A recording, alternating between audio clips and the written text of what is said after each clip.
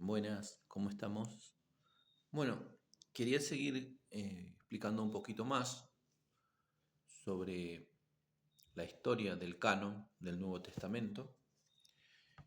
Y ayer habíamos hablado un poquito, ¿no? Que a partir de finales del siglo II, ya el canon estaba casi definido. O sea, hay documentos, por ejemplo, en el fragmento de Muratori, que lo comentamos, ahí ya el 80% o el 90% ya estaba definido. Solamente habían 3 o 4 escritos que por ahí estaban en duda.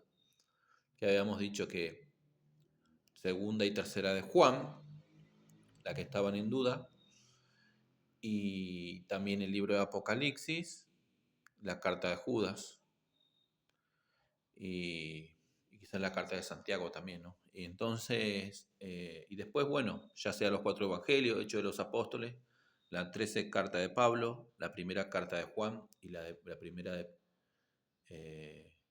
carta de Juan ya estarían eh, como considerados como palabra de Dios ya a finales del siglo II, según ese fragmento, ¿no? Que se encontró en 1700, alrededor de 1700, y que justamente el intelectual que confecciona y que estudia este escrito, lo traduce y demás, es Muratori, por eso se llama el fragmento de Muratori. Así que, bueno, quería ampliar un poquito más. Hay dos posturas dentro de la historia de la constitución del canon, cómo se fue constituyendo. Primero tenemos la postura católica, que declara justamente que es la iglesia, el papel de la iglesia que es crucial para definir cuáles son los libros que entran y cuáles son las que quedan afuera. Y podemos afirmar que esto recién ocurre ya casi a finales del siglo IV. Ayer habíamos afirmado que fue en el 367, en la Carta Pascual, ¿no? De Atanasio de Alejandría, el Papa de Atanasio de Alejandría, que más o menos afirman estos 27 libros ya. Entonces ahí vemos que la iglesia es después del concilio de la Odisea, aparece este escrito que confirma ya los 27 libros del Nuevo Testamento. En cambio, la posición protestante va a decir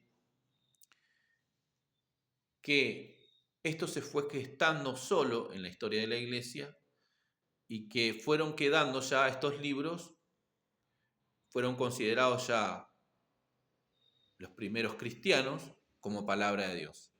Y que la iglesia solo va a hacer es confirmar estos escritos.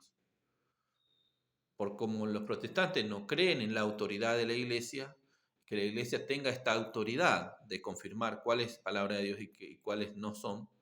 Entonces ellos dicen que esto solo se fue dando en la historia de los primeros cristianos y que ya eso lo confirma, dice, en el siglo II, cuando aparece este escrito de Muratori, este fragmento de Muratori, y que la iglesia, ellos aceptan, los protestantes aceptan, que la iglesia es el que confirma, ¿no? Que de alguna manera le da el sello y dice, está bien, estos son lo que son escritos. En cambio, en la postura católica, nosotros creemos que la iglesia es decisiva, digamos, en esa decisión.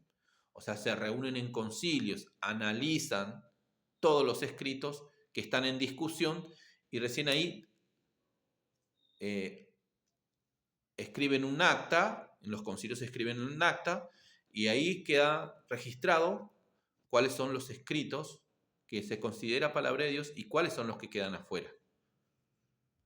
Y vemos que en el 367, en la carta pascual del Papa Atanasio de Alejandría, ya está confirmado en los 27 libros. Y que la iglesia es el garante. El mismo San Agustín va a decir más adelante, ¿quién me confirma? ¿Quién me da la certeza de que esto que está escrito en la Biblia es palabra de Dios? Y la autoridad reposa en la iglesia. La iglesia es la que me garantiza y me da la certeza de que los 27 libros del Nuevo Testamento es palabra de Dios. ¿Por qué? Porque en ninguna parte de la Biblia está escrito de que esos 27 libros son palabra de Dios, sino que tiene que haber una autoridad externa, una jerarquía eclesiástica que confirme eso. Y eso es el magisterio de la iglesia para nosotros. Y por eso, porque como Jesucristo dejó una iglesia y prometió que las fuerzas del mal no iban a prevalecer contra ella, la iglesia tiene la autoridad suficiente para declarar esto es palabra de Dios y esto no son.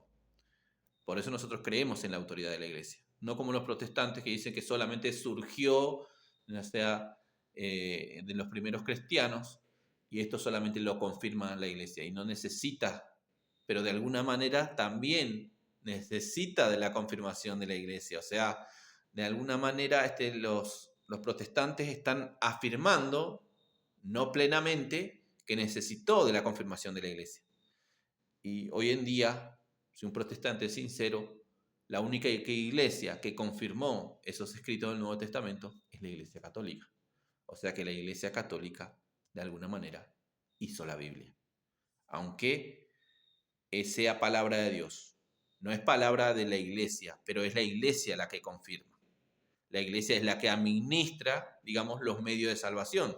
Y uno de esos medios de salvación es la palabra de Dios. Entonces la Iglesia tiene esa autoridad de administrar y decir cuál es palabra de Dios y cuáles no lo son. Bueno, espero que se haya entendido un poco más la postura evangélica y la postura católica. Muchas gracias.